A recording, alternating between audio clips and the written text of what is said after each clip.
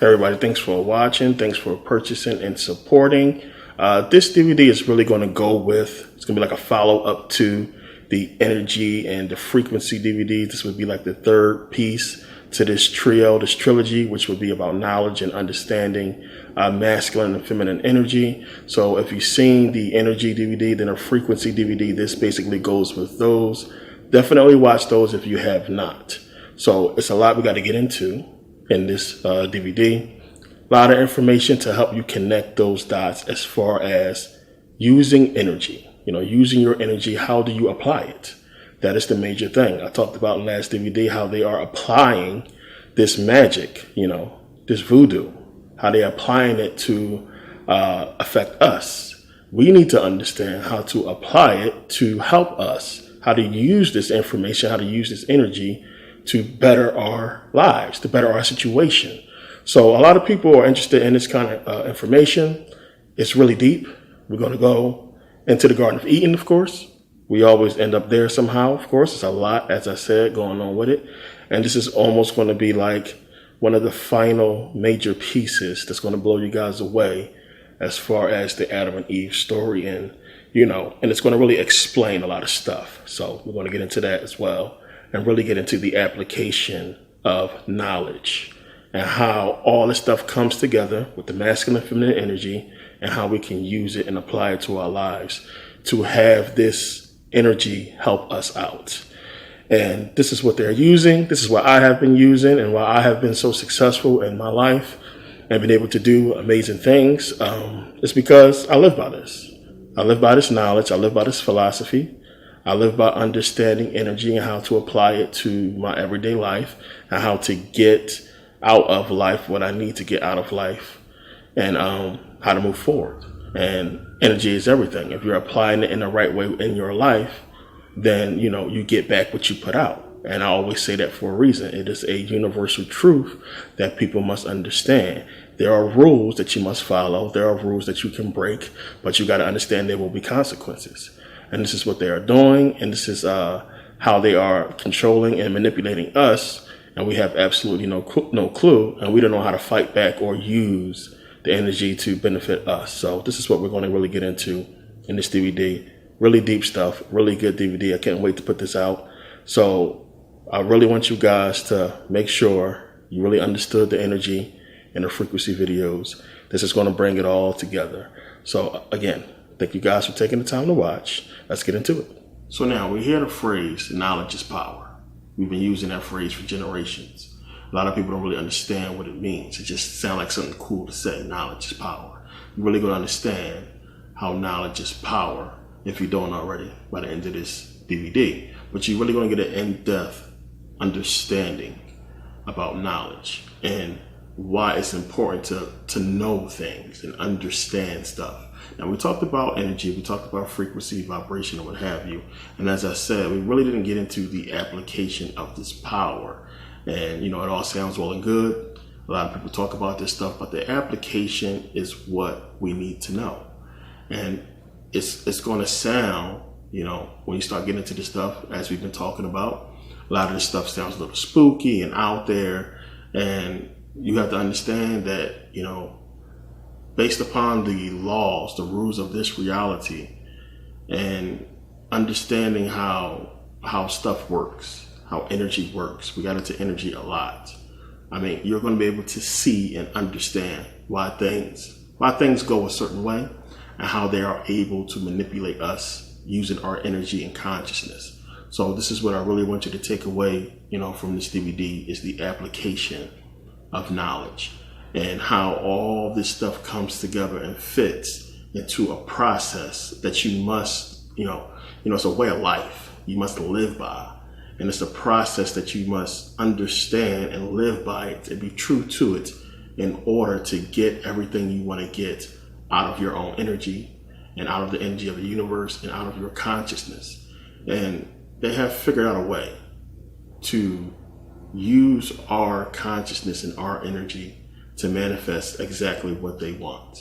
They are master manipulators. If any of you get into the archons and get into the demiurge, I talked about a little bit, and start understanding about what the Gnostics talk about as far as these archons and what they can do, how they are master manipulators and able to manipulate information and use it to create new stuff. They can't think of nothing on their own. They can't invent anything. They have to steal everything. And when you start to pay attention to that and look at our oppressors and how they have been doing things, you see how it kind of fits. And this is exactly what they're doing. So, you have to understand, one, everything is information. Energy is information. And that is very important to understand and know, because you got to think about it, even if when you take it back from consciousness to energy into those atoms and elements. Those atoms and elements, or those atoms got to come together, those hydrogen atoms. Certain amounts have to come together to form certain elements, to give us certain particles and elements, to give us certain materials. That whole process is knowledge. That is information, I should say, excuse me. That whole process is information. It's information. And it's one of the reasons why they call the internet the information superhighway. The energy is carrying information. Think about that. It's the same thing when, as I talk about in meditation, when you send an electrical signal to the brain telling your body to do something. And remember, I said it happens really fast. So you have to think about it. What is that? It's an electrical signal coming from your brain down your spine telling your arms to move.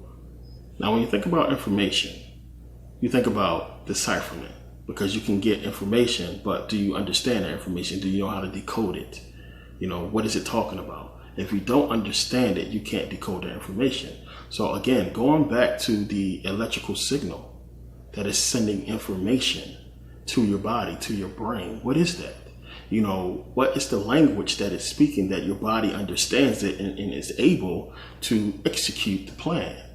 And when you get into the essence of it, as I said before, the energy is basically consciousness itself in a physical form. It's a part of it. Remember, it all starts with the energy. That's still consciousness. That is consciousness turning itself into pure power and beginning to execute a plan that it already knows what the plan is. And it's using that knowledge and information that you really have to, it blows your mind when you think about it. Where did it come from? How did you know? Is it a part of a plan, a process? What is that you understand that this energy is making atoms and elements and bringing this stuff together to create this physical matter? It's mind-boggling. And then when you break it down to the body itself and you see how we are rapidly sending so much information through our body daily. I think I said before, it's about 70,000 thoughts that we process per day. And if you were conscious of each and every thought, you would lose your mind. You would go crazy. There's no way you can consciously process 70,000 anything in a day. It's just crazy. Not a regular human conscious brain. So you start to think about it and you understand that, again, this is information. Information is important. It's a big key. So you got information, which is in formation. Formation. And what is formation? Formation is when you are preparing. You are coming together for something. You are bringing something into existence. This is formation. So you got information. You have this knowledge, this information, these elements, these atoms coming into formation to create. So information is telling you that this information has a purpose. All information has a purpose. And that is to lead you to a completion. Plain and simple. So if I give you some instructions on something, you're going to follow this information to completion. Now, when you can automatically process information and execute it without any kind of instructions or what have you, that is knowledge. You learn something, you can go ahead and do it. If I told you to recite all the periodic tables of elements, a lot of people will have no clue. They don't have that information. They don't know. They don't have that knowledge. Those who learned will have the knowledge and will be able to recite it. So it's just that little bit of thinking that lets you understand how important knowledge is. Because if I was to tell you to do something easy like, do these math problems, and it's all multiplication tables, 2 times tables. You can do that, no problem. You're like, well, this is easy. It's easy. It. It's in you. But when you can execute things like that, something small, as far as 2 times tables or what have you, or anything that's really easy that we all know how to do, putting together a jigsaw puzzle, stuff like that, easy, simple stuff. It's like, you have this information in you, it's in there, you can go ahead and execute and do what you need to do. It's almost as if sometimes your body just goes. And this is how, when you start to understand the process of us growing up, you never forget how to walk unless something happened to you. You remember how to walk. You started out crawling. You learn how to walk. And it comes so easy to you after a while. Of course, you're walking for the rest of your life until you're old enough where you can't walk no more. But it's not something you have to relearn because it's a part of you. It's in your DNA. It's a part of the process. You learn how to walk. You learn how to talk. It's embedded within you, your DNA, and you execute this stuff every single day. And you carry out this information. It's knowledge to you from the rip. So this is a principle that you need to understand about that, about information, becoming knowledge, and becoming normal. This is huge. Trust me, it's all going to make sense later. And it's just as simple and easy as that, as taking in the information and understanding how important it is and getting it in you and then executing later to where it's flawless, it's knowledge, it's no problem at all. So now basically taking information and applying it to our lives or executing the plan of this information is how we bring things into physical reality. It's how we create. There's an idea first. You get the information, you put the idea together, and then you bring something into physical reality. Now, the process, the time that you spend applying information and creating and bringing things into existence, the more time you spend doing this, over time you acquire knowledge because you have repetition of information that you are using to bring things into physical existence. And eventually it will become second nature to you, and it will be knowledge to you. Knowledge. A master doesn't go and pull out a book. He doesn't really speak on things that he doesn't know about or hasn't experienced. He has experience, which is why he has knowledge. He's old, wise. And sometimes, of course, we got to pull out books to show and prove things to people. But for the most part, when we pull the book out to show you this stuff, we already understand what it's talking about. We have prior knowledge. And as I talked about in the frequency DVD, when you get to that point where it's knowledge, you get this stuff in you. As I said, you know it by heart. And this is where this energy emits from, the electromagnetic field, coming from the heart. That's how we tap into the energy of the universe, the energy of this planet, and how we, will later learn to manifest. And it's everything. Getting it in here and knowing it first. Knowing is really important. So when you understand that, when you start applying all of this information and you have this knowledge and it's coming out naturally, normally, then this is how we bring things into existence. Plain and simple. So you can't just go and, look at something that's really complicated and then execute it. This is why we go to school. This is why you have to learn. It's important. You're not just going to accidentally, build a computer. You're not going to accidentally put together a car. It requires prior knowledge. You need a lot of information to do that. And, when we grow up and we are taught to walk and talking, can you imagine trying to make a little baby comprehend speech? It's built into our DNA. So eventually that's going to come. Walking as well. We show a little bit. But over time, of course, you see kids, they get up and try to walk all the time when they get to that certain age. The information is built within us.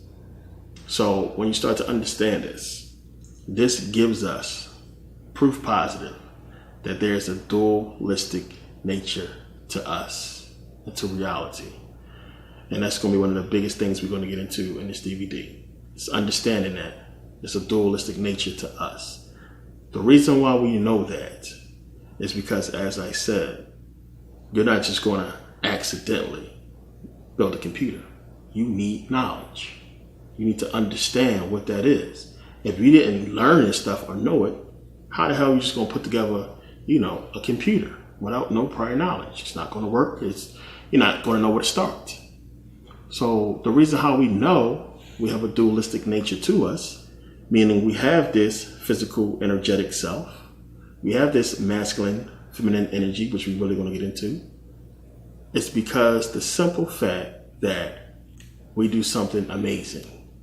We come together in complete ignorance and create life without knowing what that process is, without having the information of what's going on in our bodies, what's happening with our energy to make this unbelievable, child, this unbelievable, energy come into physical existence.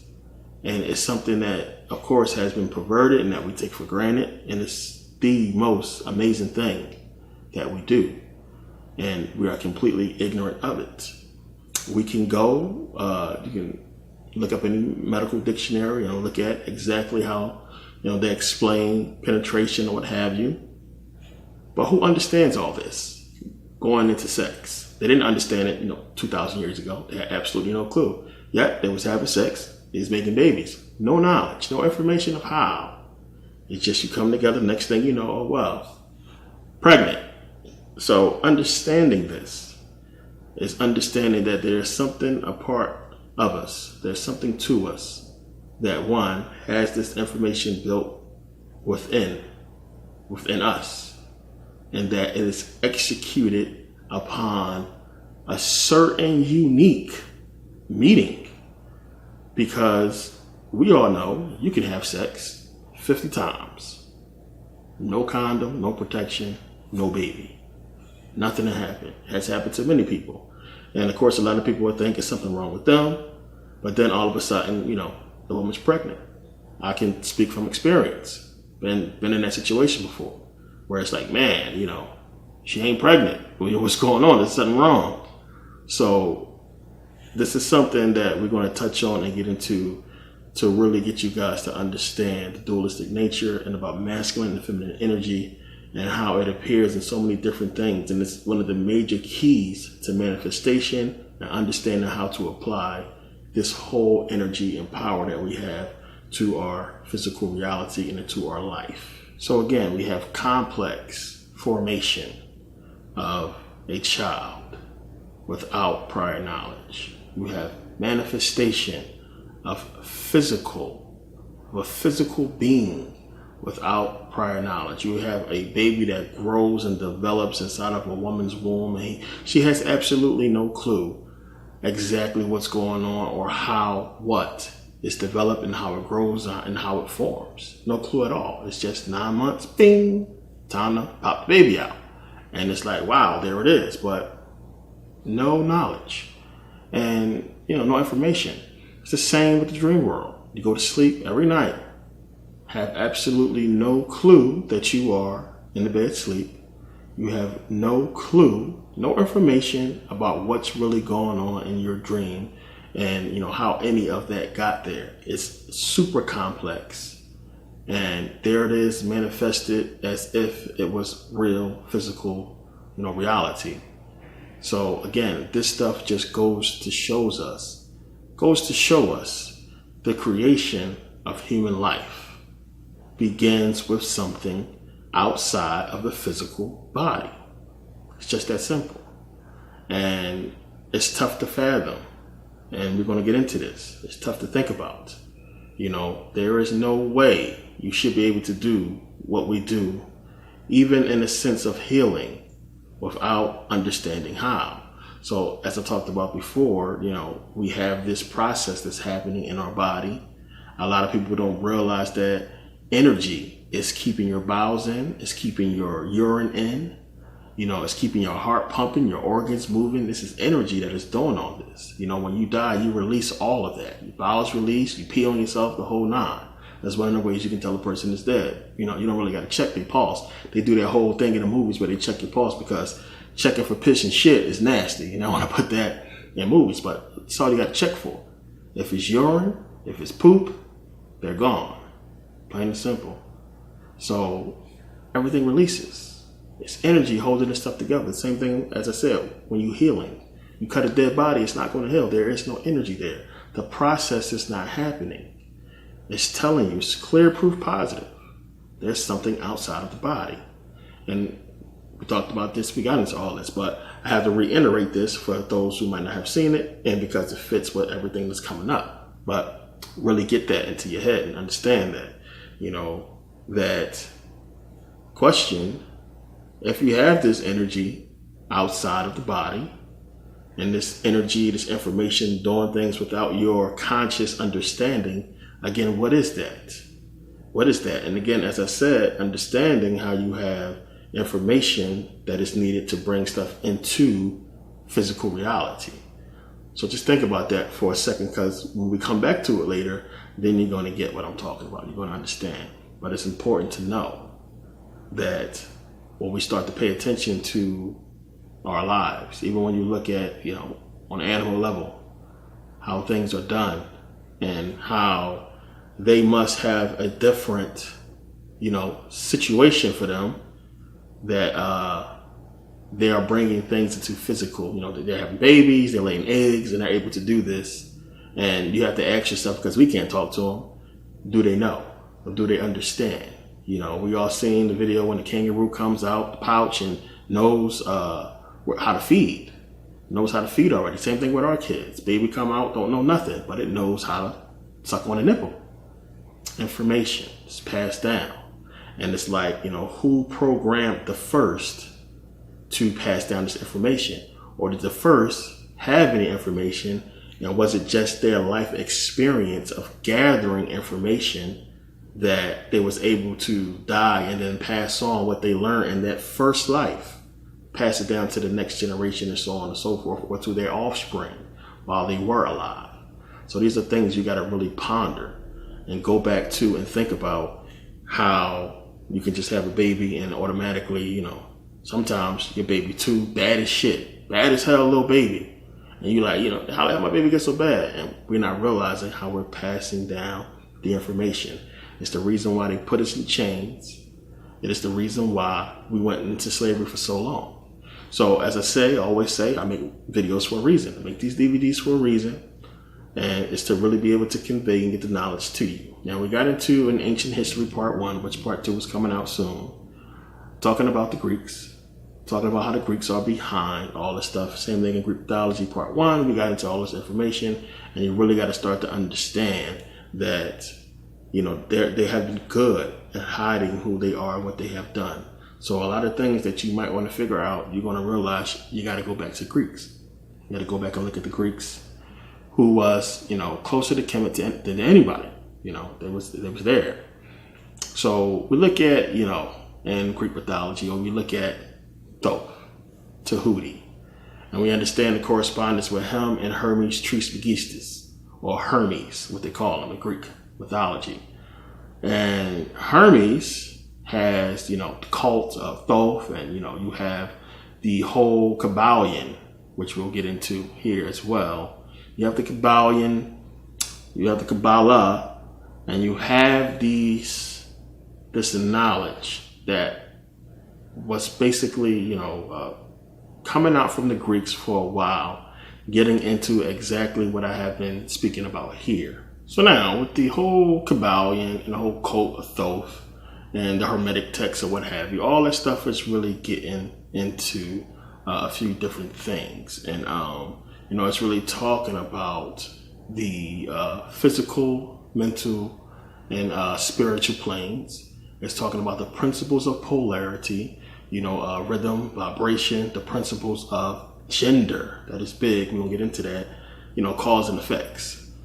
I talked about in the Metal Netter series about how there's no way you can equate the Egyptian hieroglyphics into our alphabet. This is basically externalized aspects of nature.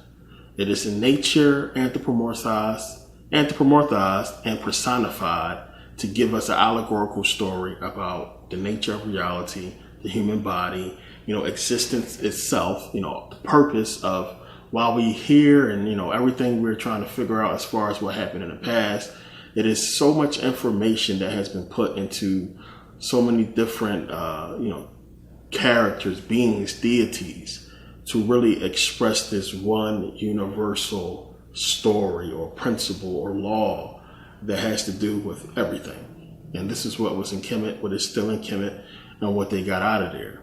So as I said before, there's no way, because I said, you got a lot of people who believe the metal netter was never deciphered. And it's really hard when you start to see what these people are doing and what they are using. There's no way they left Kemet and let it be buried in the sand without getting this knowledge first. And they understood that the knowledge was so powerful and it was so good that they didn't care about the gold, the diamonds, the artifacts, or anything else. They left. They let it get buried. They didn't care. They let the Arabs take over Kemet so that we don't get it, because they understood the key to this was us. And they let it go because the information that they got, what they deciphered and understood, was that much more powerful. You got to really think about that. So I said before, they are using this stuff against us. And what they are using really is the teachings of Thoth, of Tahuti.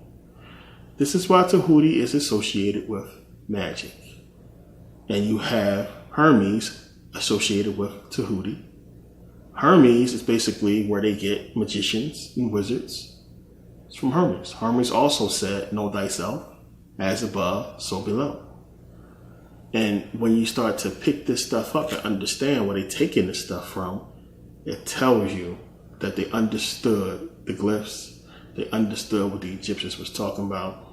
And all of this information is esoteric. It is occult. It is so hidden. And it's like so damn near. I mean, you have to be obsessed like me to really start putting this stuff together. But they did a long time ago. And it's because I've been obsessed and because I've been digging into this stuff for years that I've been able to put this stuff together and see what's going on and to realize that we are experiencing it every single day.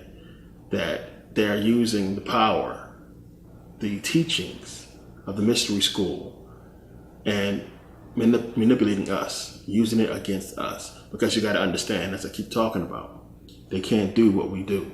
They know what we can do and what we're capable of. Crowley figured it out. And if you can't use the energy to manipulate consciousness, to manipulate, let's just say, the material world, if you don't have the pineal capacity or the energy, the melanin, to manipulate matter, to manipulate the consciousness and what's going on the planet, you have to control the people who can. And that's what it's all about, people. This is what they're doing. I talked about this before. They are using us. I don't think you grasp or understand what I'm saying when I say they are using us to fulfill their agenda, to create the reality that they want.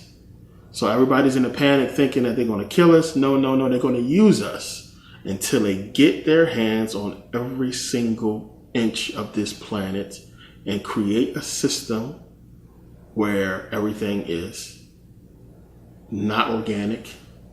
It has to do with energy and freaking, metal and all kinds of non-organic stuff. That's when they'll do away with us, because that's where they're headed. This is what they've been telling you in so many movies, that they can't do organic. They can't do all this organic, natural stuff. It's killing them. They can't deal with the sun. It's killing them. They're going to try to come up with an alternate way to change everything into synthetic and to be able to live by it. Think about it. We think it's cool to be, half man, half cyborg. Why would you want to do that when you got the power, the capacity to regenerate your limbs and become a powerful being in the flesh if you got to that point? As I said, what is it about these people? What human wouldn't want to reach the pinnacle, the top, the apex, the climax of their existence and become this universal, this powerful being on this planet? Why wouldn't you want to fulfill your destiny as a human on Earth? unless you can't, unless you can never reach that point, unless you know you can't reach it, and the only people that can reach it is your enemy. Not really your enemy. You made it, your enemy. But think about it. This is what's been going on. So now they understand. And that's why they put it in the Bible. They went down there and confounded their speech. The people are one. Genesis, I believe it's 11, 1 through 9. Remember, it's talking about the people are one. Now, nothing will be restrained from them which they have imagined to do. Nothing. That means they can do anything. So we need to go down there and confound their speech and scatter them, separate them. And the Bible is giving you a hint. This is why we are in there and why they're speaking to us when you start to understand the parable and what it's talking about.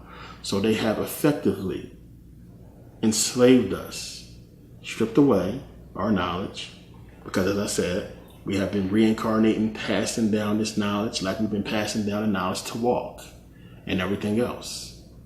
We've been reincarnating, passing down this information and knowledge, and every time they destroy us, they look over and see another African kingdom with the knowledge of the ancients, with the knowledge of the ancient Egyptians. Now they got to go destroy that.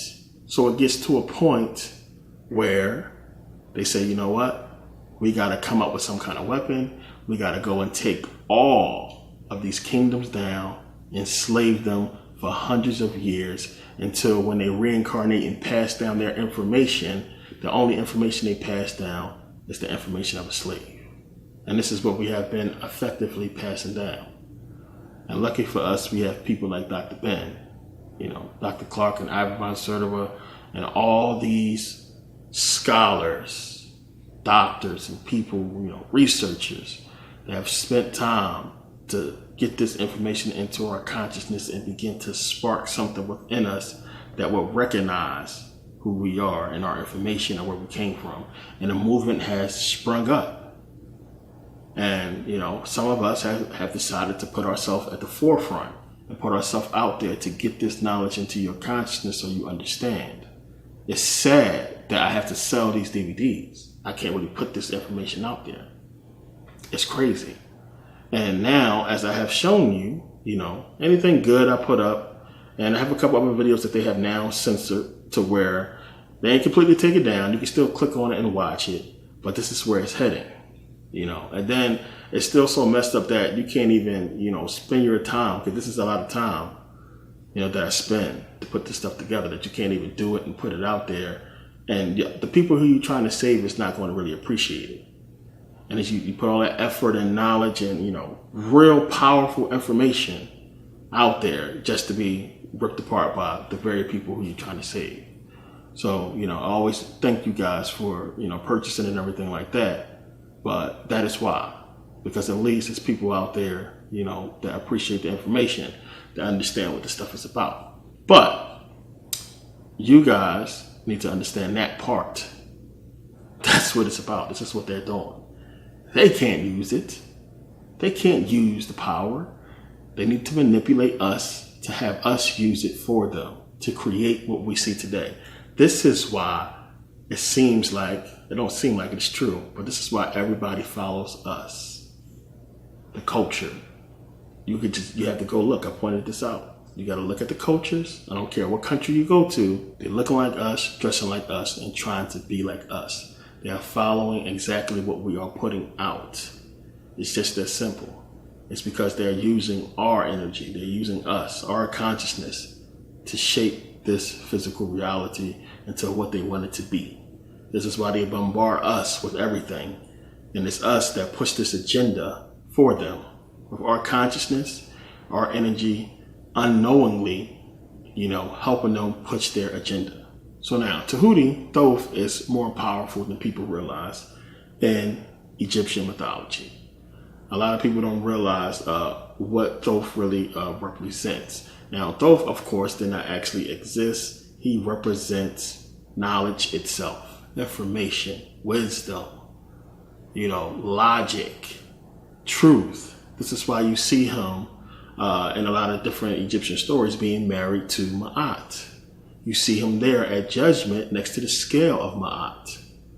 Thoth is considered just as powerful as Osiris in the underworld. So when you really start to look at so many different stories about Thoth and about what he really talked about and really dug into, since we're talking about information and knowledge and we're dealing with a God that was anthropomorphized into the ibis or ibis-headed man who represented wisdom.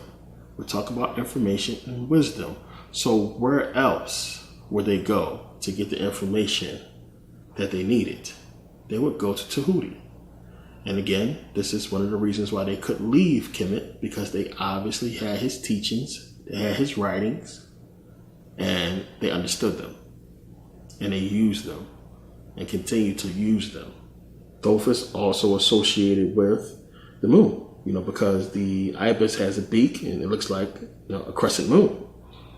And Thoth, Tahuti, is the original philosopher. He is the originator of philosophy. Plain and simple. So when you look at the Greeks, who is credited with philosophy, and you got so many people who just don't get it, and they acting like the Greeks was doing all this stuff before they conquered Kemet. Just pay attention. You have them coming into Kemet learning. When Kemet was taken down, now all of a sudden they're great philosophers. Know thyself and everything like that. Clearly, they got it from Kemet. But I can't really be mad at Thales and Aristotle and what have you, or Pythagoras, because they gave credit to Kemet themselves. They gave the credit and said they went to the mystery schools and they learned from Kemet. It's just, of course, later on, the Greeks basically trying to make it like, they was the ones that came up with all this stuff. Tahuti is also depicted as a baboon, because at night, baboons are considered crafty and wise because they have many ways of escaping predators at night. You got to remember also that Thoth was the one who helped Isis with the ritual to bring back Osiris. It's a lot of stuff that people don't understand that Tahuti did. He took the poison out of Horus, when he was basically in a fight with Set. He taught him magic. He helped him out and helped him to defeat Set. So many things, when you start to pay attention to the main stories in Egyptian mythology, you're going to find Thoth. You're also going to find him doing so many different things that deals with the knowledge, holding all the knowledge of Kemet. Think about that. See, they're not putting it to you guys the right way. We're talking about these Egyptian gods and everybody want to talk about this and talk about that, but a lot of people don't give you what these people, these beings, these deities, these aspects of us, of nature, really represent, and how important they are. And just as important as Osiris and Horus is, Tahuti, Thoth, would probably be equally or more important than these guys, because it's the knowledge. And this is what they took and this is what they have. So I'm saying this so you can understand the reason why they created Hermes Trismegistus, as so many scholars have pointed out, Azraquasi being one. The reason why they created this is so they can steal the information from Thoth, transfer it to Hermes and say this is Hermetic text and this is what they've been doing. And they gave us the Kabbalion. And when we get into the mystery schools and Egyptian mythology and everything that they have hidden and stored within these faiths, it's Tahuti, Sheshat, these goddesses, gods. And notice, it's going to be a theme we got to get into and understand the dual nature. How you have Tahuti, you have Sheshat, you have them both dealing with knowledge, information, dealing with wisdom and everything like that. And it's always, when you start to pay attention, a consort of a male and female dealing with the same aspect of anything. Plain and simple. That's why so many Egyptian gods, and a lot of people don't understand that, which we're going to make sense of this in a little bit. So now again, when we get into the Hermetic text and the Kabbalion and the sacred texts and what have you, this stuff is getting into, energy, is getting into the law of attraction, and it's basically everything that they are learning in a Masonic lodges. Plain and simple. That's the stuff they're learning in the Masonic lodges to basically help them understand and follow universal law. Plain and simple. Understand exactly what is being used. But they're never going to give them, unless they way at the top, all that information. And it's why you have a lot of people, white folks who figured it out, who walk around and trying to really talk about this stuff and put out this information, but they haven't gotten to the point where they can apply it. You can eat right and take care of your body and do a bunch of stuff and everything like that, and run and exercise and look good and everything like that, physically. It has nothing to do with the spiritual nature of you and how you are developing spiritually. A lot of people think because they do yoga and because they meditate, they're somehow activating their chakras and really obtaining true spirituality because they meditate and because they feel great. But they have no clue about what they're touching and tapping into and how to use this stuff, or if they can even use it. They're really getting into the Kabbalion and into esoteric information on many different levels, and the Masonic temples or what have you.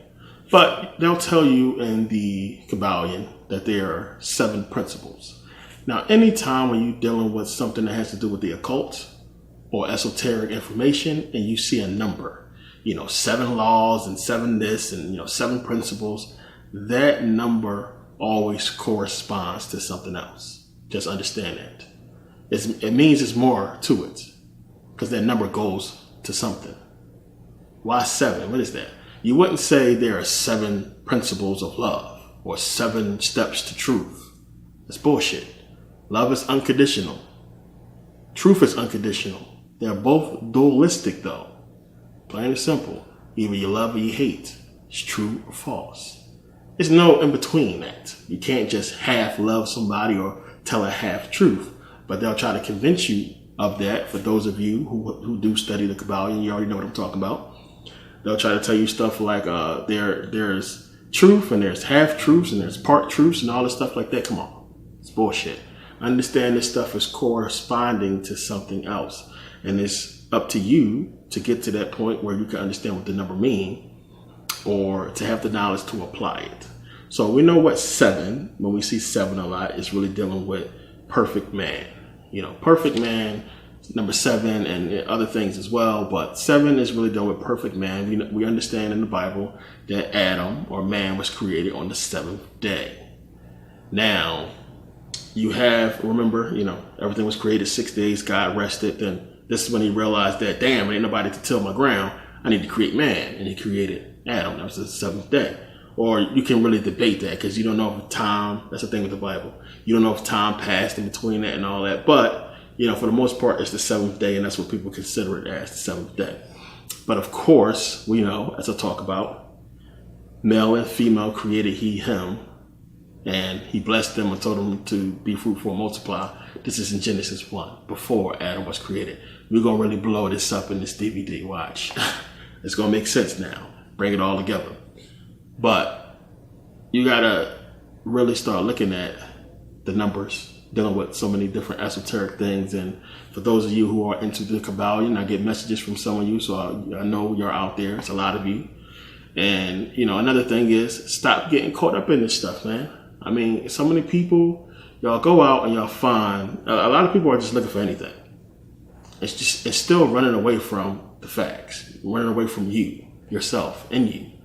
And not really understanding or grasping, it all comes from Kemet. If you're going to look anywhere, look there.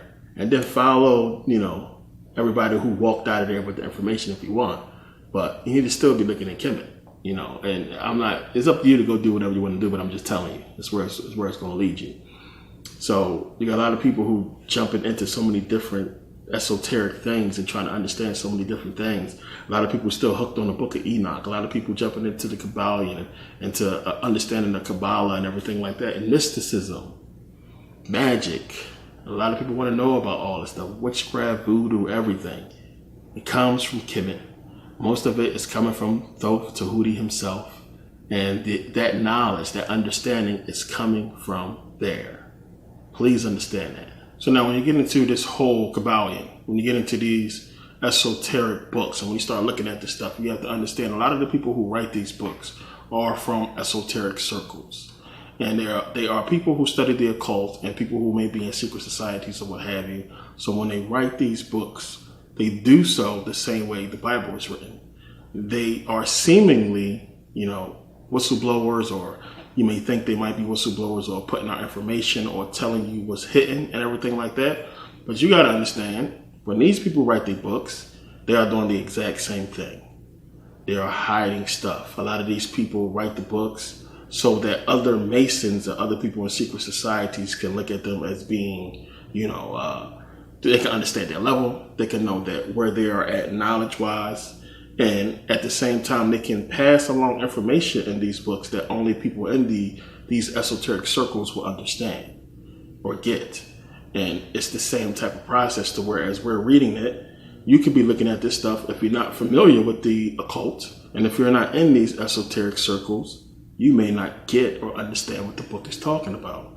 So again, we go back to this whole point with the numbers. The numbers is corresponding to something. So again, you have 7 being, perfect man. And you would look at this and understand about these 7 principles. And one of these principles being gender. So you got gender, you got the 7 principles, you got this number 7 going to perfect man. You understand that perfect man will be Adam in the Bible. So you follow the breadcrumbs. Where is this stuff leading me to? So you go and look in Genesis and you'll get why it's talking about gender. Now, when we talk about gender as being one of the principles of universal law, don't think about it in terms of man and woman, male and female. Don't think about it in those terms. Think about it as, one being a different type of energy and another one being, another energy. We can say masculine, we can say feminine energy. But don't really think about it on a physical type of way of a male, genitalia and female genitalia, which is where most people go to. Think about it as far as energy. In Kemet, everything has a dualistic nature. As I said, you have the masculine, feminine energy. Even if we go to Ra, you got Ra, you have the Eye of Ra, you have Wachet, you have the Eye of Rachet, the original one. Same thing as I said, you have Isis representing the moon, you have Tahuti representing the moon.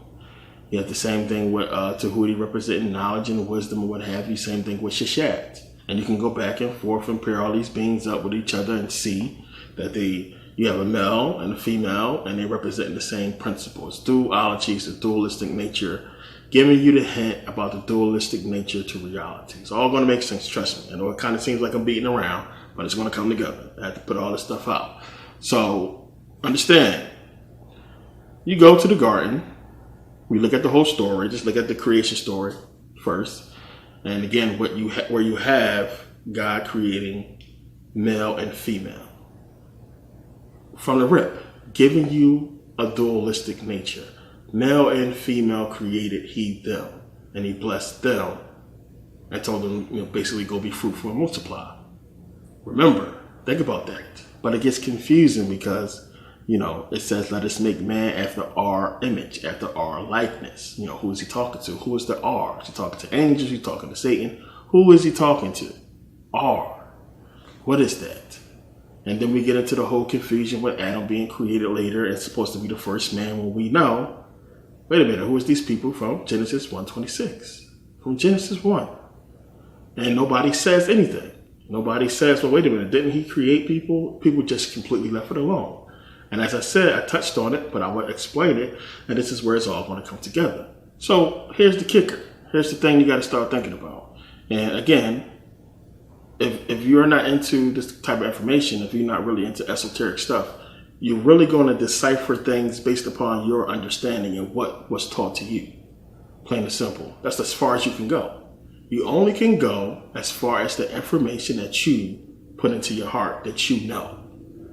Plain and simple. When you're trying to figure something out, and this is what a lot of people don't understand, this is really important. When you're trying to figure something out, you can only go as far as what you know. There is not going to be instructions there to basically tell you how to decipher this. It's not going to be instructions there. You're going to look at it and you're going to read something, and it's going to be conducive and make sense to you based upon what you know, the information you have taken in. Just that simple. So when you go and you read in Genesis, and it's talking about male and female created he, them, and he blessed them and told them to go be fruitful and multiply. He. What's going on? So the question I'm going to ask you is, what is God? What is God? Is God a man? Now, the Bible would have you believe that God is a man. Why would God need to be a man? Why wouldn't God be a woman? Why is the Kabbalion dealing with gender? And then why is it really taking you away from genitalia and getting you to think something else? The whole point is, what is God? Is he human? No. God is not human. So why would he need genitalia? Why would he need to have a penis or a vagina? A penis and a vagina is for what? Physical reproduction. You need a penis, you need a vagina to create life, to create physical beings. God's supposed to be completely something different. So when you start to understand that and you look at the phrase, male and female created he, them, and he blessed them.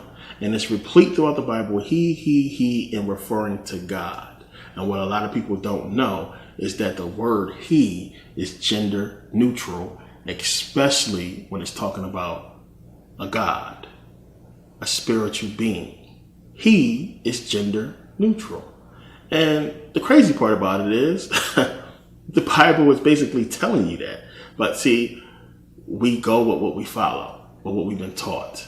And a lot of people don't think outside the box. And when you look at certain verses, it only fits if he is gender neutral.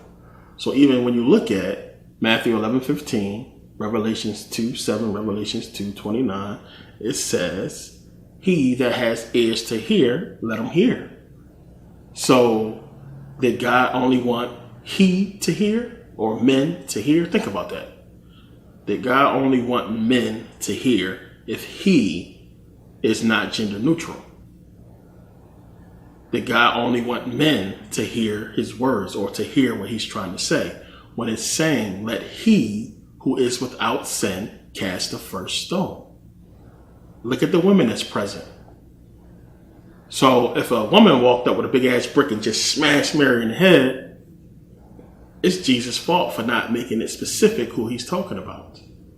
Because he ain't say she or he or she. He said, let he who is without sin. So what's to keep a woman from coming up and bashing her in the head with a brick? See, you got to understand back then, he was gender neutral. And everybody knew it. It was a known thing that he is gender neutral. So when you start to go back and look through the Bible, it's something that we very easily just pass up when the Bible is mentioning let he or he this and he that and he. A lot of people don't think about it. I said before, it's so male dominated. But the whole book is talking about the woman. And you got to understand it's a dualistic nature there. The whole thing. And it's telling you something. It's trying to get a point across. So he is gender neutral. So when you have back in Genesis, when it's saying let he, when God is saying he, male and female created he, them, and he blessed them. He, gender neutral. God doesn't need a gender. Why? He's not human. He don't need to reproduce. He's supposed to be creating us from whatever. So you start to understand that it's more to that story when it's talking about the creation and male and female being created. There's a lot more to it. So esoterically, when you look at the story, you can kind of sort of see what it's talking about. And you got to understand, we're talking about a creation story, the creation of us. And you start to understand that what's being created and what it's talking about in Genesis is the creation of our dualistic energy. Plain and simple. This is what it's getting into. It's talking about the creation of our dualistic energy, what we really are, being created first. So as I talk about consciousness into energy, this is what it's basically getting to on a smaller level, trying to hint to exactly what it's talking about, which is the reason why we get into Adam, or the atom. So Genesis 1:26, when he is saying, let us make man in our image, giving us the creation first, because remember, we're talking about the beginning of it all. At first, of course, before we was flesh, we were spiritual. So it's giving us that spiritual creation first. Male and female created he them. Adam is the soul, or the spirit turned into flesh, the living soul, plain and simple, on this earth. He became a living soul. What you have to understand, and how you bring this thing together and understand what it's talking about, is when it's saying, and God said, let us make man in our image, after our likeness. Who is he talking to? He's talking to himself. And when you begin to understand the dualistic nature of us, you understand that it's talking about God himself. Our true nature is both male and female. Our energy is both male and female. Male and female created he them, and he blessed them. It's giving it to you right there. So when he's talking about let us make man in our image, he's talking about exactly what he is, because he is not a male, a man, and he's not a woman. You're talking about God, it's supposed to be energy, which you'll understand, that's us. Same thing. We are gods, plain and simple. So it's saying, and I'm going to break this down in Corinthians in a second, but it's saying he created, the energy was created first, which we go back and we could just say the creator, not God, the creator being consciousness, creating these elements and energy or what have you, giving us the creation of us, which we are this energy. And we are a dualistic energy, both masculine and feminine. And this is what we are before we are flesh, before we become into these bodies. We are both male and female energy. And the whole point is, when you come here, we are separated.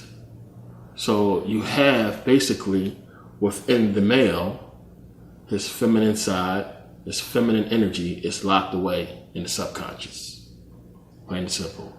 With the female, her masculine energy is locked away in the subconscious. We're going to talk about this a bit more, but this is what it's talking about. This is what it's talking about in Genesis. It's giving you the creation of our soul first, and then the creation of the physical body, which is made of the dust of the ground, which is hinting to stardust, which everything is made up of that. We are made of the same, these bodies are made of the same thing this planet is made of.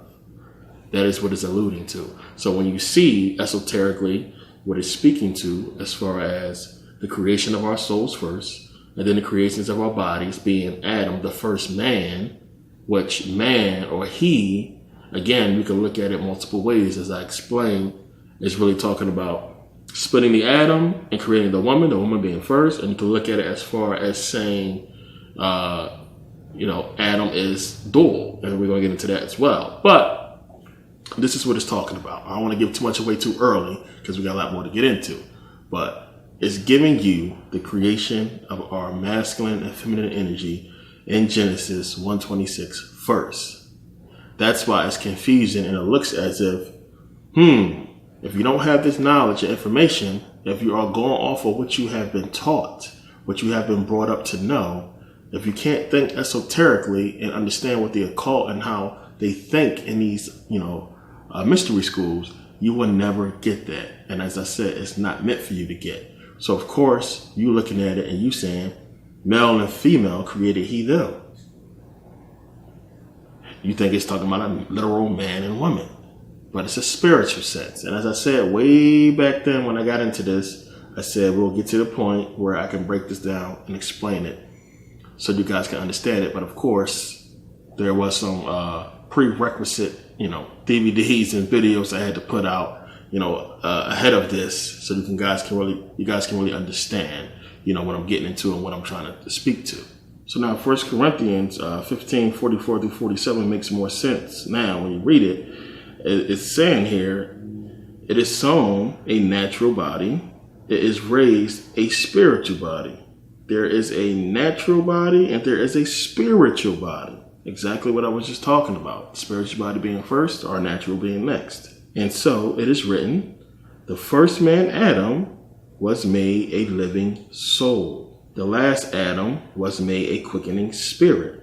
And as I pointed out in that game, the Bible and Christianity finally explain that quickening is a pregnancy term. Quickening means when you begin to feel fetal movement. So it's giving you the hint that it's talking about creation, creating us. And you have the spirit being first, and then Adam representing the spirit coming into flesh, the living soul. Then it goes on to say, howbeit that was not first, which is spiritual, meaning us coming out as, what we really truly are is spiritual, but that which is natural, and afterward that which is spiritual. The first man is of the earth, earthly. The second man is the Lord from heaven. And that's basically telling you that you are God, plain and simple. It's basically saying when you die, you become God. Plain and simple. If you're a conscious God, then you don't reincarnate. Plain and simple. If you're not, then you come back here. And we got into all this and we got to get into it a lot more. But this is what it's giving you in Genesis. And it all goes to fit with duality.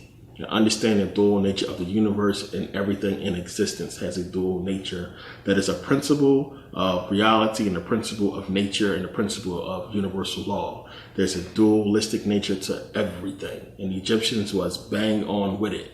So when you start to peep that they are hiding this stuff in esoteric books, when you peep that they hiding this stuff in esoteric books and occult mystery schools and everything like that, you see that, we can find this stuff in Kemet, so we know where they got it from, and we know that they're using it and implementing the magic, implementing the teachings into what they're doing as far as manipulating and controlling us. And this is what we are seeing. So for men, again, our feminine energy is locked away in our subconscious. Understand that. Same thing with the women. The masculine energy is locked away within your subconscious. As I keep saying, it's about becoming one, because you bring together what you truly are in order to manifest. You bring together, you awaken those energies and bring them together with who you really are on a conscious level. And when they come together, this is you becoming who you truly are, knowing yourself, becoming one again. And it's hard for people to fathom this because it's a male dominated world. Everything is male, male, male. It's about appeasing men. And this is to pervert and to go away from what is supposed to be right. And again, when I talked about this before, as far as, hermaphrodites, homosexuality, and why it is so celebrated when you start to understand esoterically what we're talking about here, and you being a hermaphrodite or transsexual, LBGT, or what have you, really being able to tap into both energies when you understand it. See, a lot of these people in LBGT and community, they are completely oblivious of this information, so they don't really understand what's going on. It's been put out for a long time as them being hated. Now all of a sudden we got all these laws and everything that's being passed, and there's a lot more stuff coming out to help them. And we're seeing the acceptance more and more. It is going towards them understanding what it's really about and how this is about energy. This is why they celebrate it and the occult. They're looked at as, really spiritual, high-level beings in the occult. And it's all about energy, and I don't want to get into it too deeply, but it has to do with energy. And for those, because I have quite a few people, LBGT, who follow, and I dialogue with a couple of them who ask questions, because some of them are very smart, and some of them are up on this type of knowledge. And we got into it, because it's just, you have people who don't understand this whole thing, And they think this is a choice by people in the LGBT community to be what they are, and they just somehow going against what they're supposed to be. You are what you feel you are, plain and simple. You can't just go against who you are. And we have been taught to not understand that and look at people as, they're different, so we don't like them. They're going against what's normal, so we don't like them. No matter how you feel as a man or how you feel, against it as a woman, you can understand on a rational level that a person doing something that makes them happy, that they feel is natural, is something that you can't really knock. You don't got to deal with it if you don't want to. You can get away from it if you want to, but you got to understand that this is something that a person, feels is normal. And we live in a society that basically, destroys all that.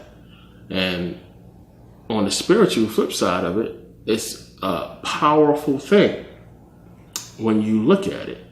And, that's going to be hard for some people to accept because they wrapped up in this physical mind.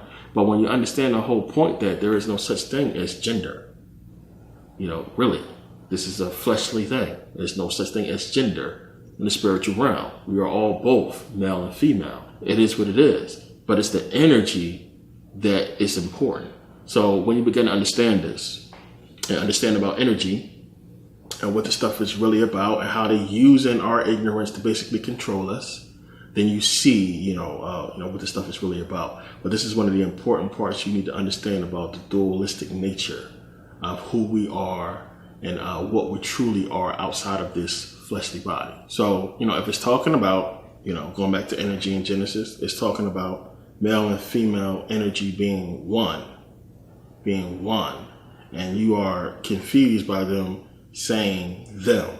Created he them, because it's still a them. It's still a masculine and feminine energy.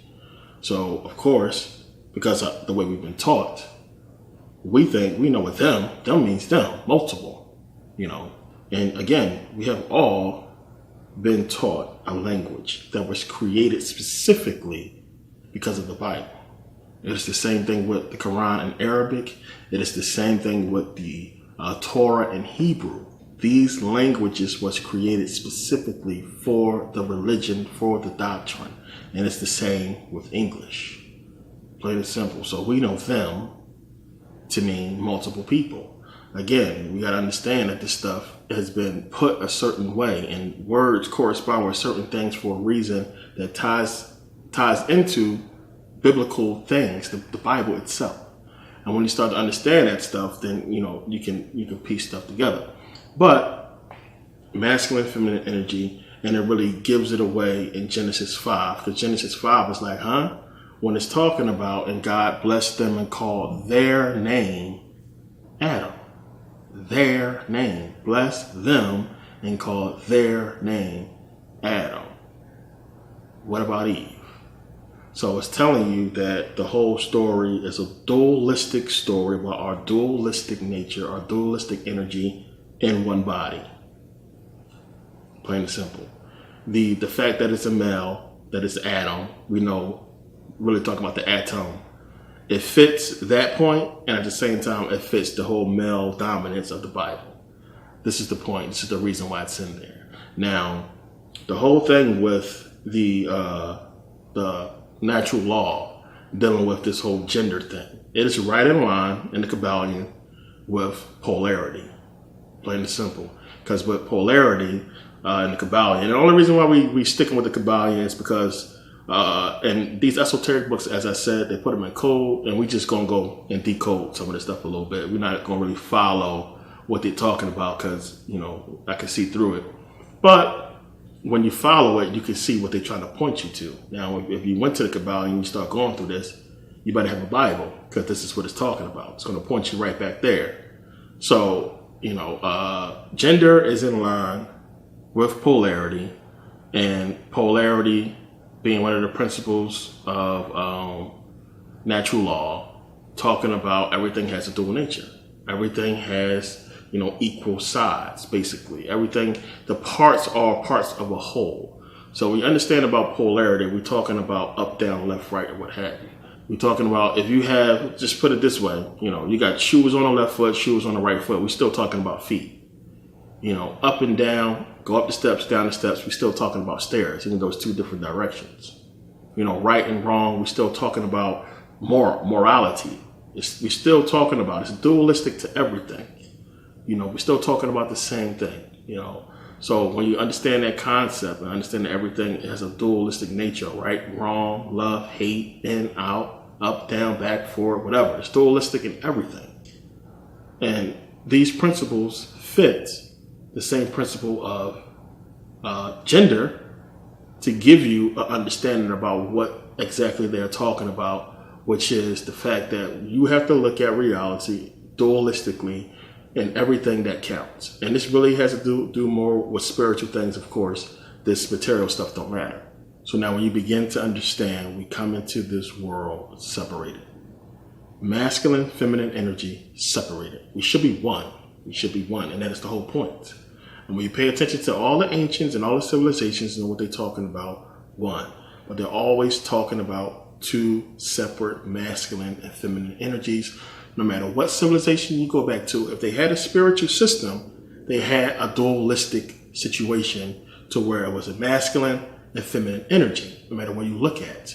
So again, when you start to understand about yin and yang, yin, negative female energy, yang, masculine, positive energy, and we always see them coming together. That is the power, them coming together.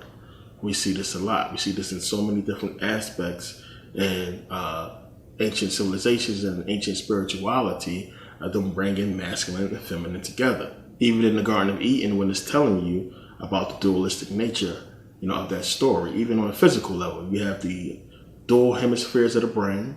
You have the flat cerebri, as I talked about, and the tentorium cerebelli, that's separating the reptilian lower brain from the higher brain, your whole limbic system and everything like that. We have separation in so many different things, 2 arms, 2 legs, 2 eyes. There's a dualistic, 2 nostrils, 2 ears, we understand. It's dualistic to everything. Male genitalia, female. It's dualistic in everything. It's just crazy when you really start to understand where you see this stuff at. And then you got to really start to sit back and understand what the whole marriage is about.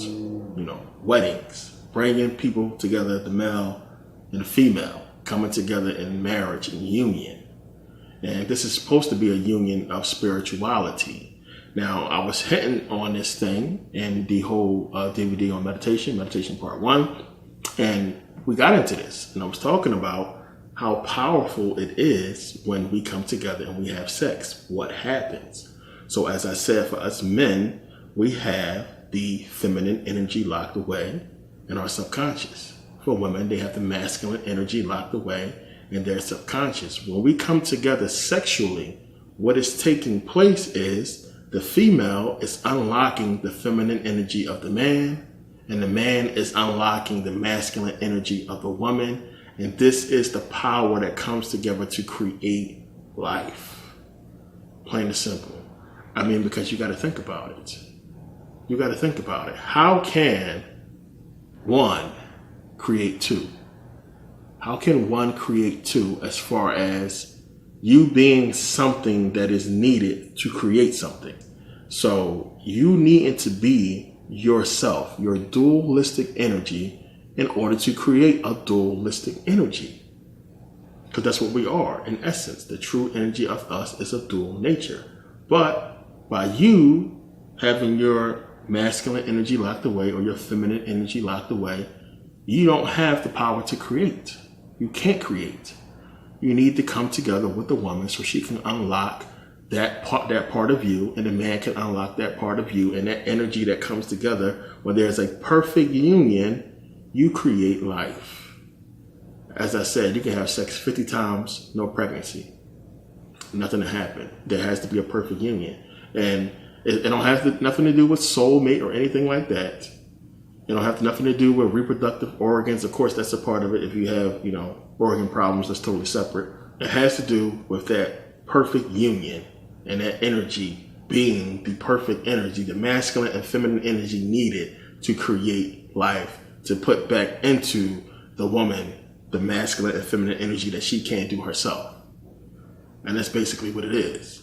This is why sex is ritualized in the ancient world. It was ritualized because they understood the power in it. They understood what was going on. So again, it's a lot of power transfer. It's a beautiful, powerful thing that's taking place during sexual union that has to do with the exchanging of energy and opening up the full power of what we are and who we are during sex. Plain and simple. And you have to think that that is something intelligent that put that, whole thing together to where, we come together and this is the only way we can unlock who we are to create life. Because if you go back to the Egyptians talking about the woman being on the spiritual level and being able to create life without a man, you got to think about that. She must have been powerful. And this whole thing goes into the moon coming into place, and then all of a sudden you have the menstrual cycle of the women that what a lot of people believe disrupted that power. And, that's a big thing. We get into that down the line. So you have to look at the whole thing and understand, what the stuff is talking about and about masculine and feminine energy, and that it is the union of masculine and feminine energy that is coming together to create something in physical reality. You have to think about that. Something that is completely powerful. You have us coming together and creating a life. Energy coming from us that is powerful. Like we just take it for granted. It is downplayed because of abortions or what have you. And we don't really understand what's taking place on the energetic level, that we come together and are able to produce a life that carries a piece of us with it. It's an amazing thing. So you have masculine and feminine energy being able to manifest physical reality. Keep that in mind. Think about that. But this is one of the reasons why they must destroy the black family. And we're going to get into this a little bit more. This is one of the reasons why we have the separation and why they are controlling us the way that they are and doing what they are doing to our black women, because of this reason. They understand the power and what we could possibly do. You got to understand why it was so important for a king to have a queen and for a queen to have a king. One, there has to be an heir. An heir must be produced. But two, when you also understand about energy and how that energy is going to be passed down to this now child, it's a way of you understanding how you're going to live forever. Your essence is going to carry on. Your energy is going to keep carrying on in multiple different fleshes. So imagine if when you had that union, the energies before you, the ancestors coming back through your seed, already within you as well. It's the mind-boggling thing when you really think about it. But you produced an heir, you produced a line. So now eventually you're going to be able to come back through that line forever, for infinity. But imagine being able to come back with the same consciousness and understanding and knowledge of your past lives. And that's kind of sort of what it's about. The flesh can be destroyed, but guess what? We can recreate you and bring you back. And when you really think about this deeply and understand the possibilities, the implications of it, this is something that, of course, they would never want us to ever figure out. So as I said, when you look at Kemet, we see the dualistic aspects of many of the deities. It's the same thing in Hinduism. You look at a lot of the Hindu gods, they have dualistic gods. Some of them are split right down the middle, male and female. And a quick example you have here, the name is tricky, is Ardharnarishvarna. And it says here, the Shaktas consider the Devi, goddess, as the very source of all creation. Hence, they consider goddess Ardharnarishvarna to be the supreme creator who split her own body into half man and half woman. According to them, the supreme one should be female. And it is the female species that gives birth to all existence. The Shaktas depict the goddess producing Shiva from her own form, thereby balancing her own feminine qualities with his masculine ones. In the Aztec mythology, you have Omni Theot, which Omni means two. Theot means cosmic energy. Now, the Omni Theot is considered to be the lord of duality, being simultaneously male and female, carrying light, darkness, order, and chaos. Now in the Greek mythology, you have Phanes. People know about Phanes in Greek mythology. And it talks about before the world was created, you had this egg. And you had basically inside this egg so much chaos and disorder, what have you. And then you had Kronos come and basically split the egg along with Ananke, who is the god of inevitability. You have Kronos being the god of time. You have Ananke being the god of inevitability. So we can see how they go hand in hand. Now, when they split this cosmic egg, you had Phanes come out. And Phanes has two heads, dualistic gender, male and female. A snake wrapped around him, as you can see, like golden wings, like bull horns or bull heads sticking out his sides, all kinds of stuff.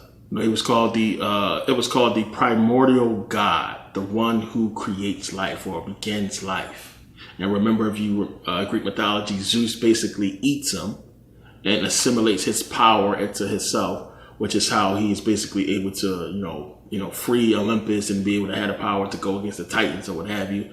Greek mythology is so crazy and it's deep when you get into it, and then when you start to understand how you can trace the stuff back to Kemet and how they stole it and was really able to turn it into some outrageous, mythology, it's crazy. But you have, and you'll keep finding throughout the ancient world, the mythologies of dualistic beings. As I said, even you have Hermaphroditus in Greek mythology, same thing. Remember, he went into the pool with one of the nymphs who basically fell in love with him and basically prayed to the gods that they fused together into one body. So you're going to find it replete throughout the ancient world with these deities split down the middle, half man, half woman, and it dealing with the universe and creation itself. So again, we go back to Genesis, and as I talked about, Genesis 5, when it said, God blessed them and called their name Adam. And as I broke it down, you can understand it's talking about male and female energy into one body. But then, it makes sense when you understand that. But if you know about the Kabbalah, and the Kabbalah, remember, Adam is dualistic. Adam is a hermaphrodite. He's male and female in the Kabbalah. And that's one of the things a lot of people understand about that dualistic nature. So see, now it makes sense. When you go into the Kabbalah, you can see that the Kabbalah is telling you straight out that, Adam represents male and female. But you can only go by what you have been taught. It's going to be impossible for you or hard for you to go ahead and comprehend information without the comprehension. You can only comprehend on a level that you was taught. You can only piece things together on a level that you was taught. So the more knowledge that you have, the more you know, the more you can sit around and think and ponder and maybe eventually put together the knowledge you need to decipher something. But, if you think 2 + 2 is 7, you're going to have a hard time. Somebody taught you that your whole life. As I said, you think that he means a man and that it is genderless, basically. It can fit male and female. But if you think it just fit a man, you're going to have a hard time. So, and the Kabbalion is giving it to you right there. But of course, we wasn't brought up with the stuff. A lot of people don't know about it. So it's just automatically your brain is going to go to what you was taught. So Merkaba, of course, I got a lot of slack about the name, me being a Hebrew killer, crushing Hebrews all day long. And of course, I understand the Hebrew nature of the name Merkaba. But what you have to understand is, and what most of these Hebrews won't point out, is who the Jewish mystics is. And I call myself the real Merkaba actually, but Merkaba fits just as well because this fits what they stole from Kemet, which is why I took the name. But these Jewish or so-called Jews are smart because they are basically given the glory to Kemet, and they are basically given the glory to energy and everything like that. And they are basically people who was born Jews, and they basically understood what it was talking about. And they like, man, get this fakakta crap out of here. We know what it's really talking about. Why don't we just give it to the people straight up? And you have the Kabbalah, and you have other things that these mystics put out to try to, put, a more easier understanding on what they have hid in the Bible and the Torah. So now it says here, Adam and Eve were Siamese twins. The first Adam, Eve, is called by the Kabbalists Adam HaRishon, primordial human consciousness. this in no way resembled the human form as we know it. The Jewish sages speak of it in hyperbole, which hyperbole basically means to not take literal. It has stupendous proportions reaching from earth to heaven. It stood astride earth from one end to the other. It could see to the far reaches of the universe, for the light at that time was called Orin Sof, the limitless light, a metaphor of pure awareness. Adam Harishon did not see with eyes. It saw with an immeasurable knowing. Think about that.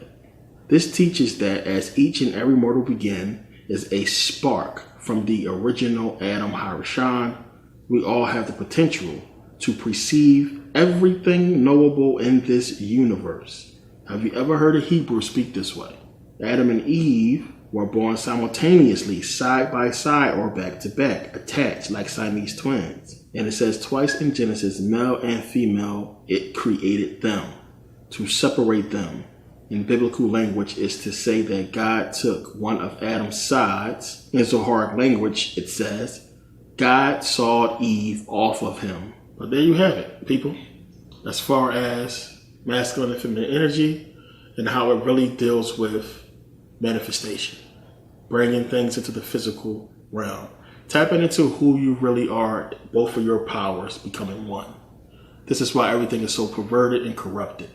Sex, love, marriage, even us coming together on a friendly plane with women. It's like everything has been perverted and destroyed, so we don't understand how we need each other on a masculine, feminine level. You have people who can't even, respect women. When you have an entire faith like Islam that really treats the woman the way they do, and you have these faiths and these people, these whole, entertainment industry and everything that's completely destroying a woman in your mind, or, making a man look a certain way in your mind, you are never going to be able to really come together or embrace or tap into the masculine or feminine side of yourself. It's not going to happen. So you have women looking at men as pocketbooks, money. What can you do for me? You have men looking at women sexually. How big her ass is, how big her titties is. What her lips look like, her face, her feet even. Lust. Not who she is and not about, coming together with her and having her unlock your feminine energy and creating something unbelievable, or even doing energy work and working together on bringing the energy out of you, awakening the energy within you. It's deep, and it's much deeper than what I'm talking about here. I'm going to have to go into this later. But, excuse me, they have to destroy the family. They have to do it, especially the black family. It wasn't so much just the fact that we're black and they took everything and generational wealth. It's an energetic part to it as well, as I explained. If the black family, the black man and woman, is allowed to unite and then understand spiritually who they really are and come together, then it's nothing that they're not going to be able to do.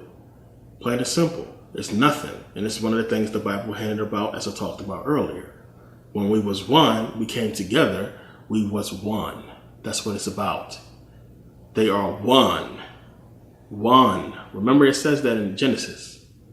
Now nothing will be restrained from them which they have imagined to do. The people are one. They have the power. They can manifest. They can create. They can do anything now because they are their true selves. And they destroyed that. And this is just a metaphor for everything.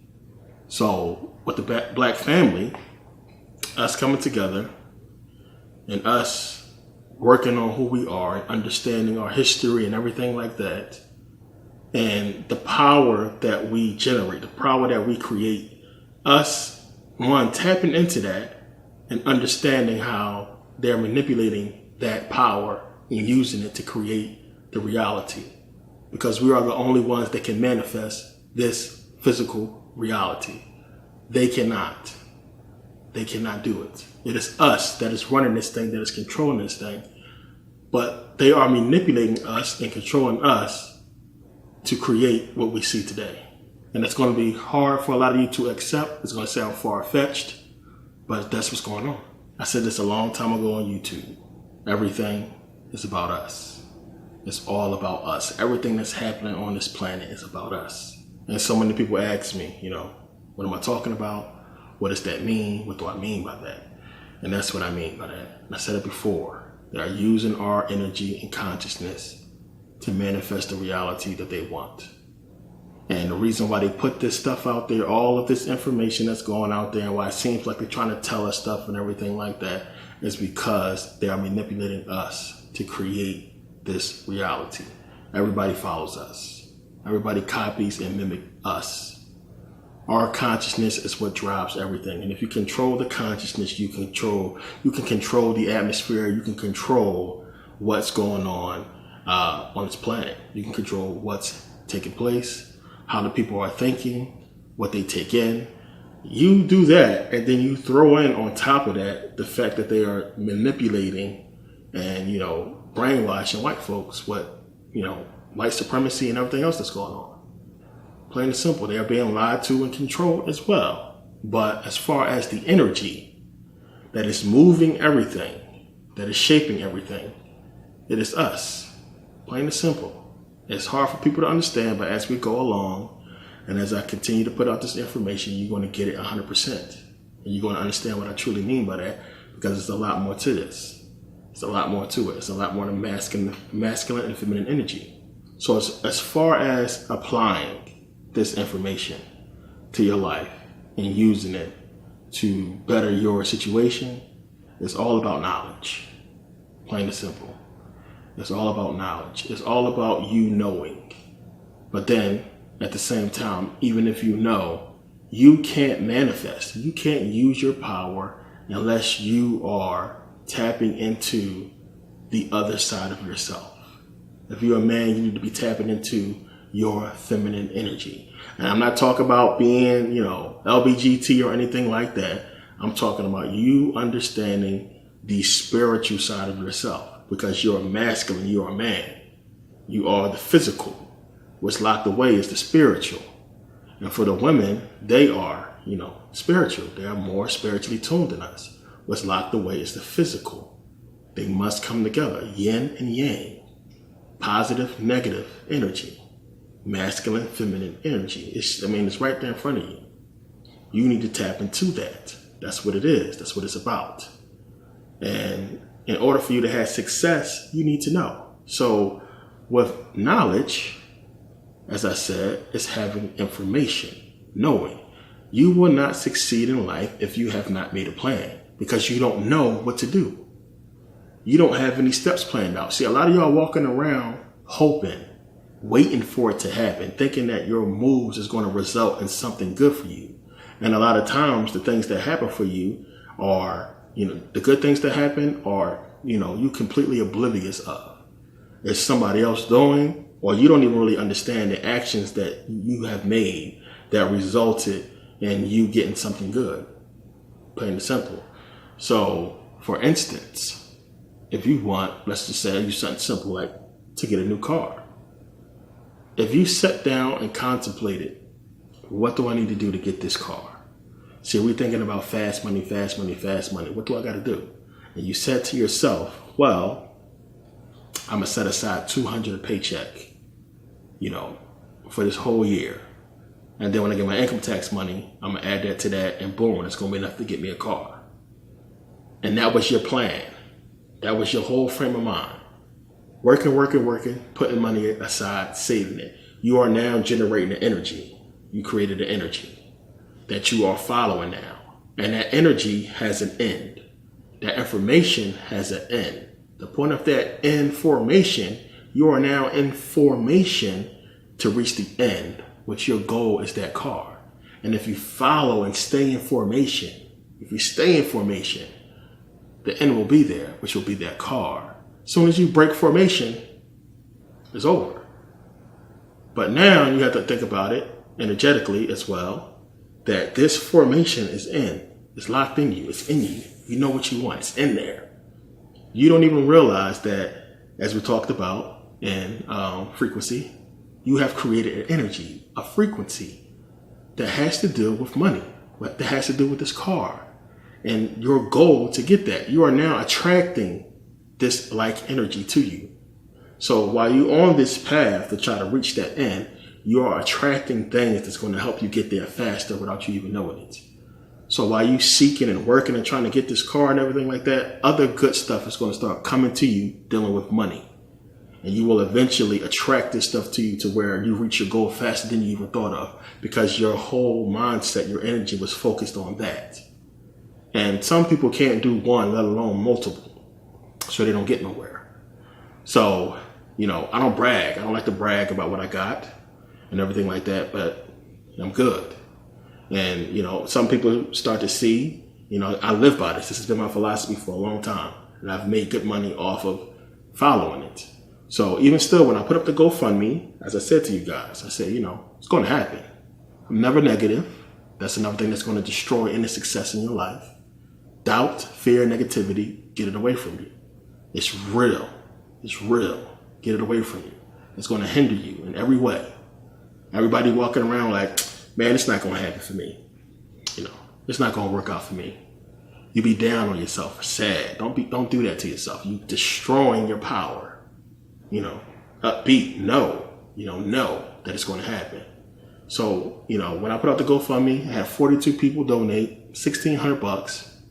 Wasn't worried. I did what I do, plain and simple. And, by me walking and creating a plan and doing what I wanted to do, I executed that plan and end up making the money way faster. And now I'm in a position to where I have some people that actually want to back me and give me the money, even more than I need to get the project off the ground. And it's like, wow, so even, it happened, it worked out.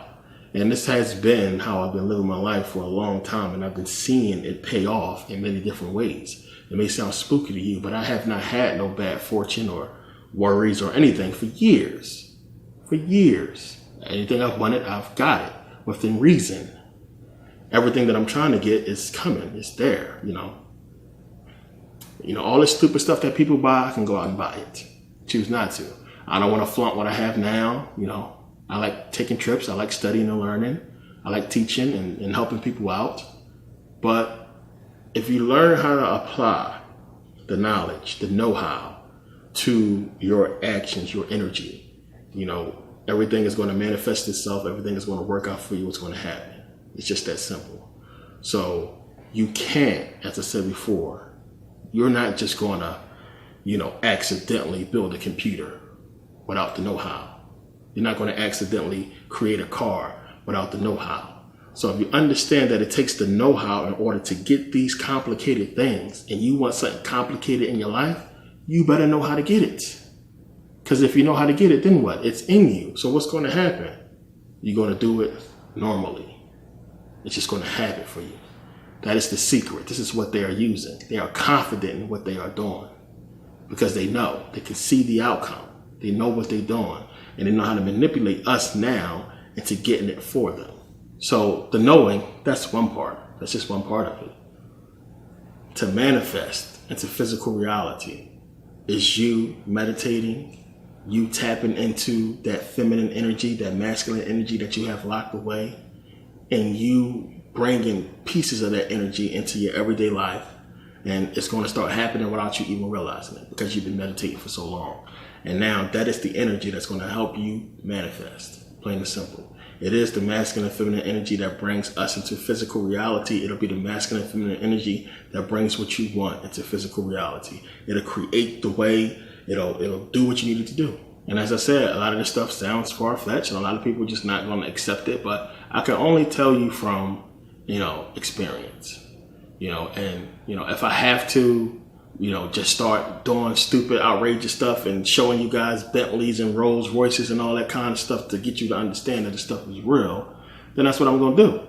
But then when you start doing stuff like that, people call you a fraud. Oh, you just doing this for money. He ain't real. People start hating, which is why I don't do that type of stuff. And it's not in me anyway. I'm not that type of person. I'm comfortable. I can do whatever I want. I just want y'all to understand that we talk so much about coming together. And we don't realize that we're tainted.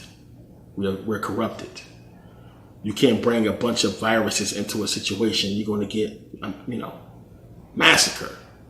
We are all corrupted. Everybody's corrupted. Everybody got opinions and thoughts and ideas. So everybody's so busy trying to unite and unify. If you fixed yourself, everybody got conscious and fixed themselves, the problem will fix itself. It's just that simple. Everybody not going to be able to do what you do. It's not going to happen. A lot of people are worried about their family. Excuse me. Get people talking about, their spouses and wives.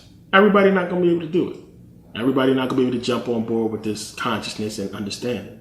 So you got to be like, forget them. They're part of the problem.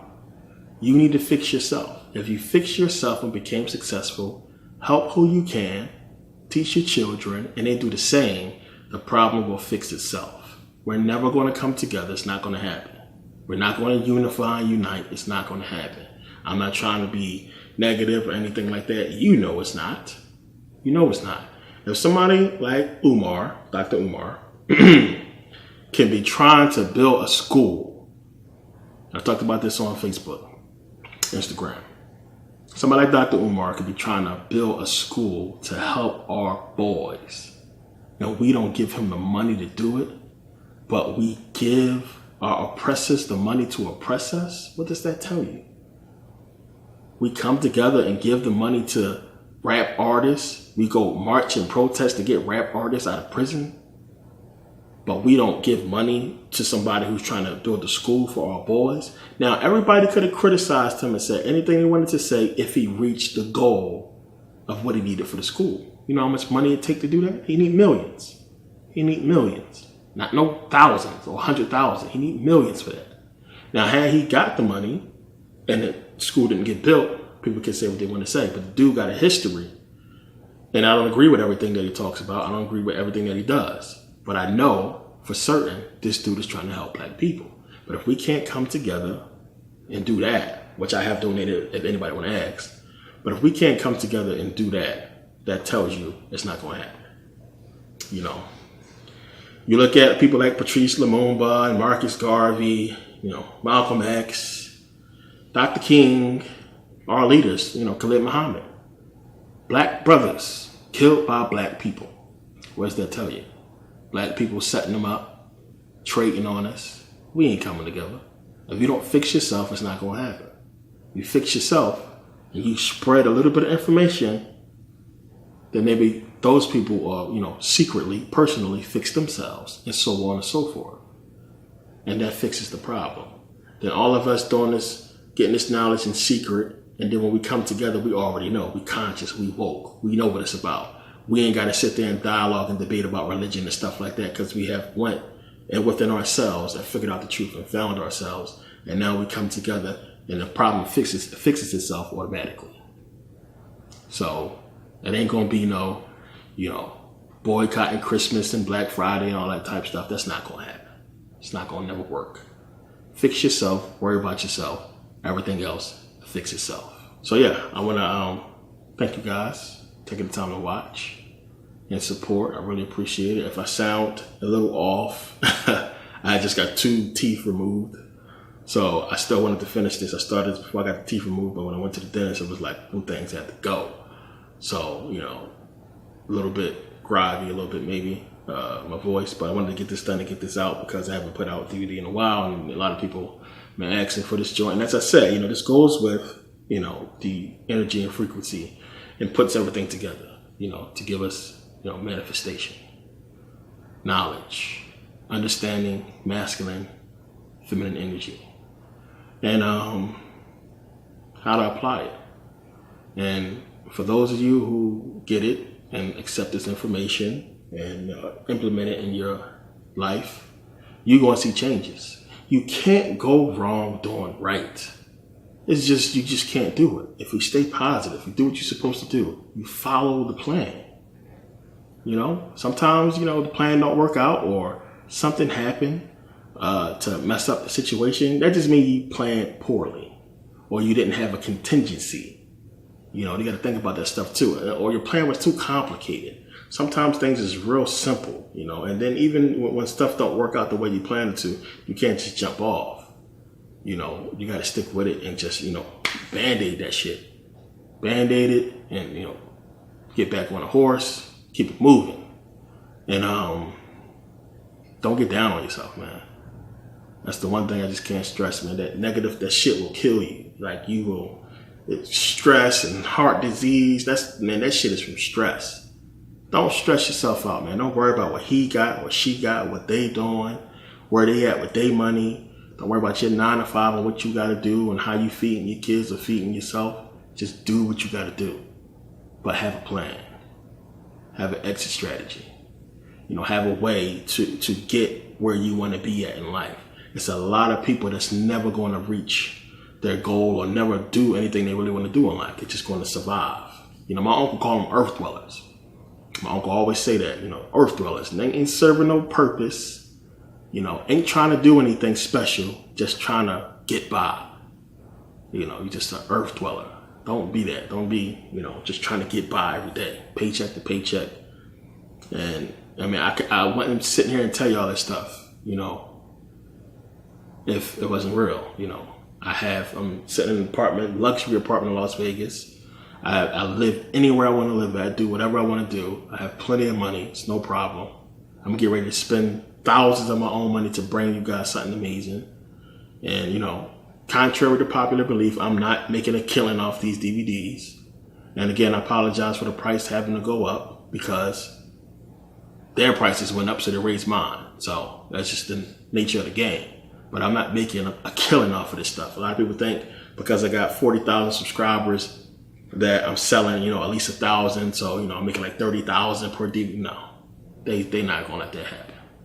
They're not going to let that happen. And I talked about this before. My shit is censored. My links are sabotaged. People try to click on it and buy. They can't buy. No, it's no way. I would have been I would have been stinking rich off of DVDs by now if just 1,000 of the people who watch bought. But these people are letting that happen. They ain't gonna let us get rich off of that shit. And it's already been proven. You know, I put up a video on Facebook about how they, when you go ahead and set your advertisement to certain things that it don't reach who you targeted to reach. Like, it's all a big scam, man. That's why they censoring my shit. Like, they know who I am by now. I'm on a list. I'm on somebody's list somewhere. I don't care. I know where I'm at. You know, I know what's going on. So I don't worry about that type of stuff. But this information is important. That's why I put it out on DVD. So you guys can get it. You can save it somewhere. You can lock it away. Do what have you. Because, as I said before, the YouTube thing ain't going to last forever. It's going to be gone.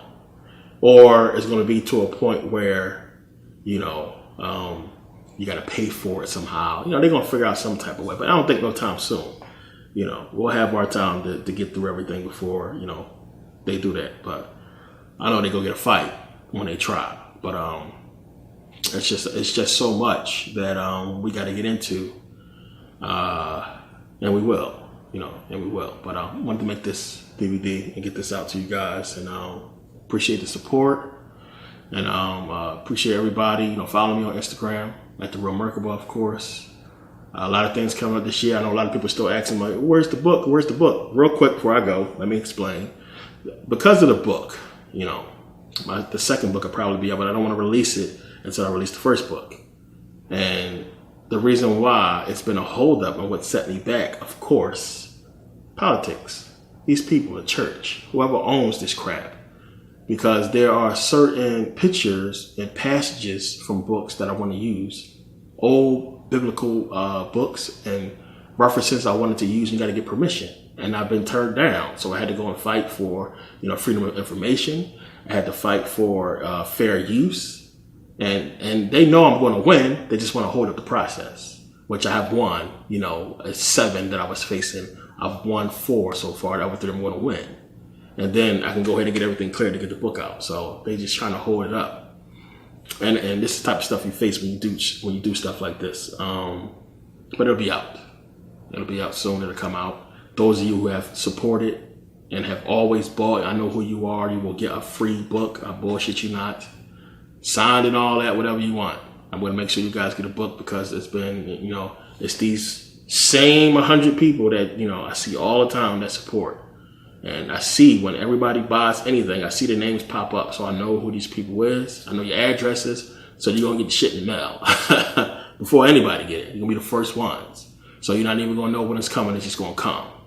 And you'll see it. But I appreciate you guys' support. And yeah, see you guys next video. And I have Ancient History Volume 2 coming out next after this one.